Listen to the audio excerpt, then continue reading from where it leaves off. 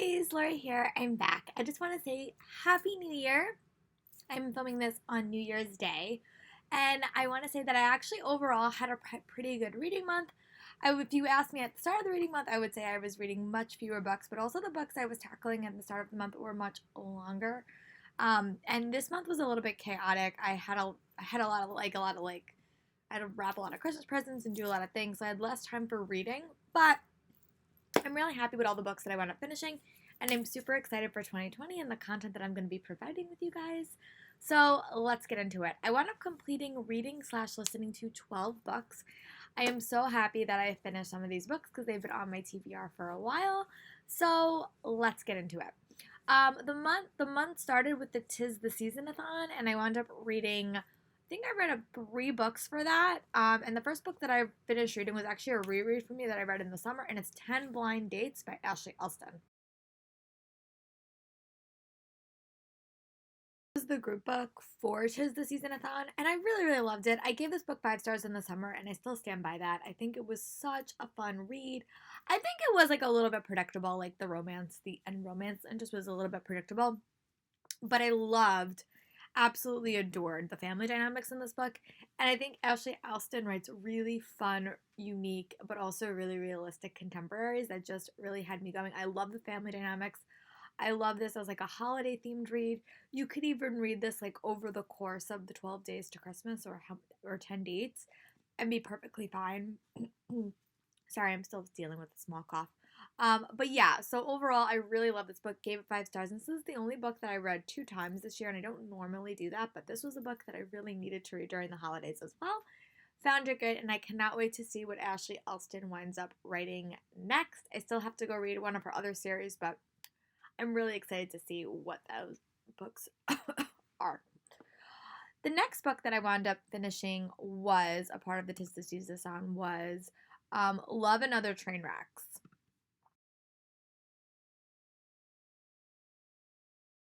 This was a book that I had super high expectations for, and I don't think I loved it as much. I wanted a little bit more from this book. I wanted a little bit more from like the characters. I didn't feel as connected to them as I wanted to be, and I thought that the book was structured like a little bit weird. Um, but I liked it. I didn't love it. I felt like the elements of the book just there wasn't enough tension, and I felt like the end twist was kind of a little bit weak and not as strong. I liked it. I didn't love it. So I wound up giving this book 3 stars. It basically follows these two characters, and they wind up being on a train, and the train winds up breaking down, and they join forces to get where they have to go. Hilarity, drama, and romance ensue, and some hidden secrets are revealed. So it was a very like I like the setting of it because it's like set in like a snowy, but there was no like it wasn't a holiday themed book. I'll say it was more like a wintry themed book, but it was not holiday themed. So the next book and the final book that I completed for the Tis the Season-a-thon was Bloodspell by CJ Redwine.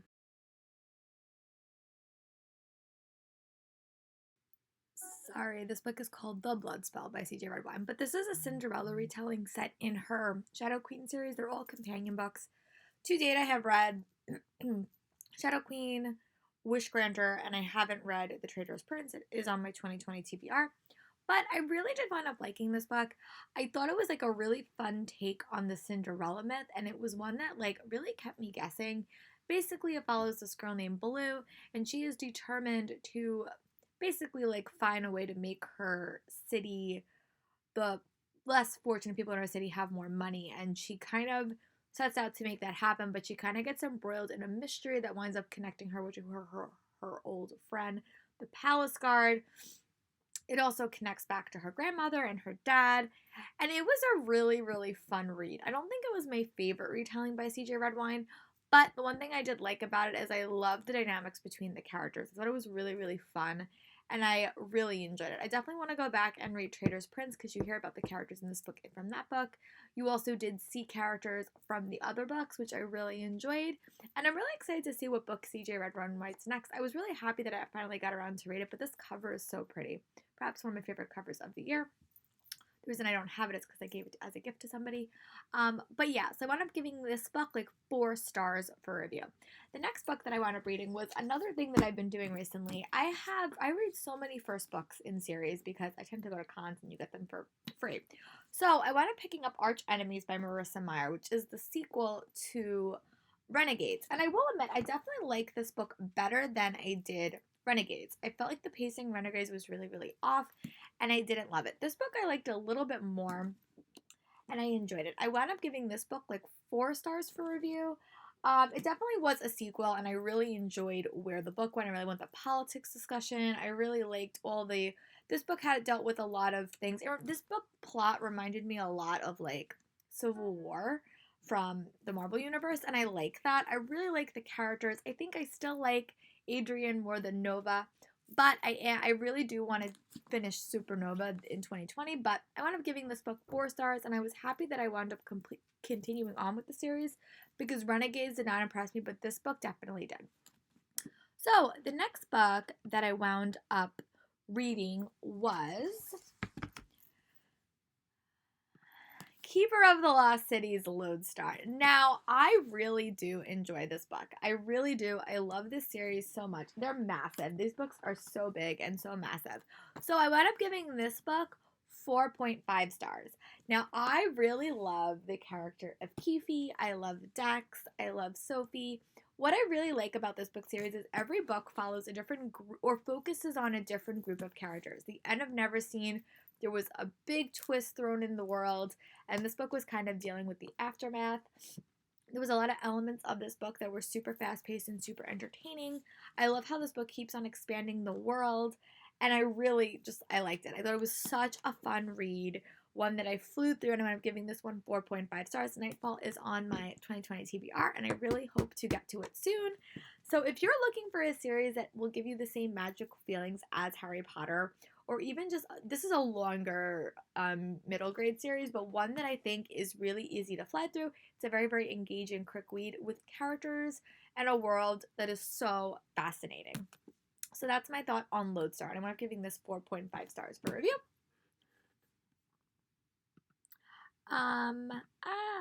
And then the next book I wound up reading, this is when I got sick. I got a really, really bad sinus infection during the week before Christmas. So I'm still dealing with that. I still have the cough from it. But I was reading a couple of books and I really caught my fancy. I wound up picking up Heartstrings and Other Makeable Things by Jack Lee Perkins. I actually got this from Book of the Month because I'm a Book of the Month ambassador and I had a free credit. So I will tell you my honest, I did not love this book. I just didn't love it. I wound up giving it 3 stars. I really like them. It basically follows this girl named Edie, and she winds up having to be sent to live with her aunt and uncle in a very, very rich, affluent society. Her mother died a couple of years ago, and her aunt and her uncle finally decide to take her in. It is a Mansfield Park retelling, and I have never read Mansfield Park, so I really went in kind of blind. But the one thing I did like about this series is I liked that this book focused a lot on music and self-discovery. I wish we had seen the male point of view in this book because I think it would have been a little bit more compelling. The one thing I loved about this book, however, was I loved the dynamics between Edie and her cousins. Normally, I was expecting like an evil stepsister dynamic, and that's not what I got. I really did like that part. I love the music elements. It just didn't capture me as much as I wanted it to. So I wound up giving this book 3 stars. But I found it to be a compelling read. Just wasn't my favorite contemporary that I've read this year. And then the next book that I wound up reading was the book that I started before when I got sick.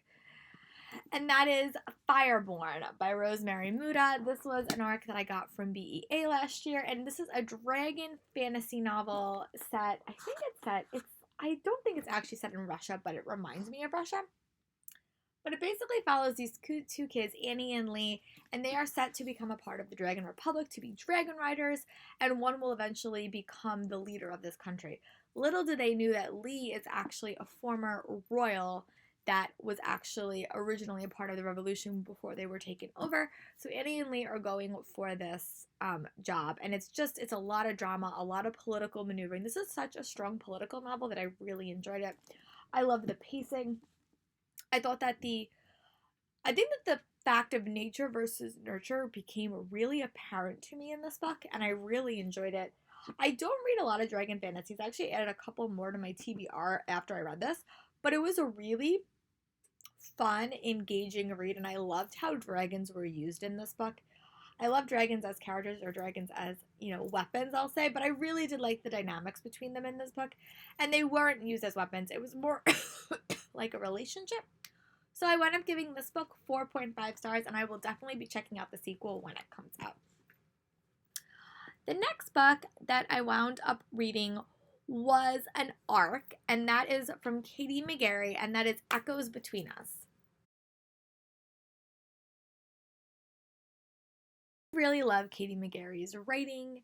I have loved all of her books. This book is no different. I'm actually so upset that they changed the cover on this book because it's not going to match my other book, and my other book is signed by Katie McGarry, so I'm going to have a hard time deciding if I'm going to buy this book or not.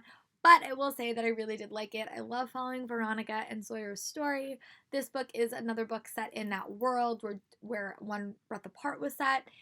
This book was a little bit more hard hitting. That book was really hard hitting, but this book was really took it in like another direction. Basically follows Veronica and Sawyer, and Sawyer winds up moving into Veronica's house as like a tenant, and Veronica is dealing with a lot of health issues that she's not sure, and she's also convinced that she's seeing her mother's ghost. That's one premise, and then Sawyer is kind of dealing with a lot with his mom, and their lives kind of intersect when they have to work on this school project together to prove that ghosts exist. But it was a really like realistic novel, even though there was some supernatural discussions in it. I really like the characters. I thought that the first half of the book, like I would say about 75% of the book was the pace was like a little bit off. And the end of the book, the pace like flew. So I wish that she had been able to find a little bit more balance than like really, really slow storytelling and then super fast storytelling. But I get why she did that. And when you read it, you'll realize why she had to do that. I loved being in both characters' heads. I love that in a contemporary. I actually look for that in my contemporaries because I love seeing both characters. I wound up giving this book 5 stars. The story was great. I really, really liked the story. I wish that we saw a little bit more of the characters in the previous book, Scarlett and Jessie, but I really liked it. And I'm really hopeful and excited to see what character gets another book or if we're just going to get a new series from her. But yeah, I really wound up enjoying this book. And I would probably say like 4.75 stars because of the pacing issues, but I really wound up liking it. So the next book that I wound up completing was The Circle Open Magic Steps. Now, this is the book that I really wanted to finish reading in 2019 because I actually started it and I put it down.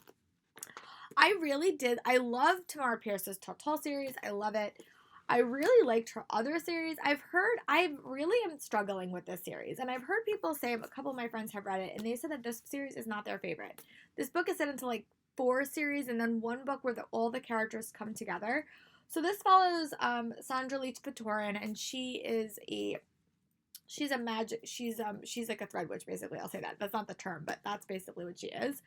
And she winds up getting a little apprentice who dances with who magic comes out when he dances, which is not a skill that any people are really familiar with. So she's kind of dealing with that, and then there's a murder mystery in here that deals with her uncle. So I liked it. I didn't love it. I'll be honest. I think I would honestly give this book 2 stars. I really struggled with the pacing, and I really struggled with the characters, to be honest with you. I really like Sandra Lee. I like the person she was tutoring, but I just could not get connected to the characters, and the pace was a little bit odd. I've heard that Street Magic is much better, so I am going to try to pick that up in early 2020. But this book was not my favorite. I'll say I gave it 3 stars, but I really wound up probably giving it like 2.5 stars. I just struggled with this book a little bit. So the next book that I wound up reading was one that Super Space Chick has been talked so much high praise about, and that is This Is Our Story by Ashley Elston. This is another backlist title that I wound up completing. And I will admit, I really liked this book. I don't think I loved it. I don't think it was my favorite. I think To This Day Lion Game is still my favorite thriller/contemporary. But this book follows Kate, and she's working at a district attorney's office when a big case comes in that she has to wind up trying to help prosecute. And the case is that 5 boys goes into woods and only 4 boys come out and 1 is shot. And the boys won't admit to who killed or who shot the gun that killed their friend. So Kate's kind of dealing with this on a couple of different fronts. She's working for the prosecutor that is basically going to try to convict them. She had a relationship with one of the boys that were in the woods. And then you also get a point of view of the killer of this kid. So it was a very, very fast-paced, engaging novel. I really did enjoy it. I thought that it was a super interesting and compelling story, but I didn't feel connected to any of the characters. I felt connected to Kate, and that was really it. I didn't feel connected to to the victim. I didn't really feel connected to the other possible killers of this boy. So the end really kind of lost its punch, but I did like it. I thought that it was a very interesting structure for a novel, but I just did not feel as connected to the characters as I should have. So the book kind of lost its like emotional impact. But I really did like the structure, and I loved how another part of the story was she had to like do body analysis because her boss has macular degeneration and can't see fine details. So I really like that. I like how so involved she was in with the case. I just wish I felt more connected to the characters. So I ended up giving this book 4 stars. Guys, I am so excited. I am happy to report that I wound up finishing reading Harry Potter and Deathly Hallows. Oh my god, this has been like 3 years in the making. I'm so happy that I finally found out finishing reading this book. It has taken so much listening time, and I'm still not even done because I'm not done with the podcast. But I will say this has been one of the most enjoyable listening experiences I've had in so long. Not only have I thoroughly enjoyed listening to this book, but I've also loved the feedback sessions after every chapter that I'm in the middle of listening to right now. And it has just been such an enjoyable experience. So I'm really happy that I'm finally done. You will definitely see my thoughts on Quidditch Through the Ages and all those other subsequent books throughout this year because that's the next thing I'm going to do with that podcast. But I'm just so happy. If you guys want to hear my full spoiler thoughts on Harry Potter, just let me know. I've never actually done a video on it, but I would consider doing it. So the last book that I finished reading in 2019 was Well Met by Jen DeLuca. This is a contemporary romance novel set at a Renaissance fair. It follows a girl named Emily who has to wind up moving to this small town to help her sister after she has an accident, and her young niece really wants to join this Renaissance festival, but the only way her niece can join is if she has a parent sponsor that will also do it. So Emily winds up getting involved in it. Hilarity, drama, and oh, so much drama ensures. This is definitely a romance novel and a contemporary at that. So be mindful of that. But I really did love the setting. I really did love the characters. And I know that we're going to get a companion book. I don't know who it's going to follow. But I really wound up liking this book. And I wound up giving this book 3.5 stars. So, I also did start reading The Thief by Megan Wayland Turner at the end of 2019. But I've really been having a lot of problems with that book. So I think I'm just going to restart it as an audiobook later, maybe even today or tomorrow, and just kind of take it slow because I'm just not connected to those characters right now. But let me know in the comments what are some of your highlight reads of the month. For me, it was probably Lodestar, Deathly Hallows, and 10 Blind Dates. My most disappointing reads were probably Heartstrings and Other Breakable Things and Love and Other Train Wrecks. But I'll talk to you guys next week for my January wrap-up, which I hope will be massive. And I'll talk to you guys later.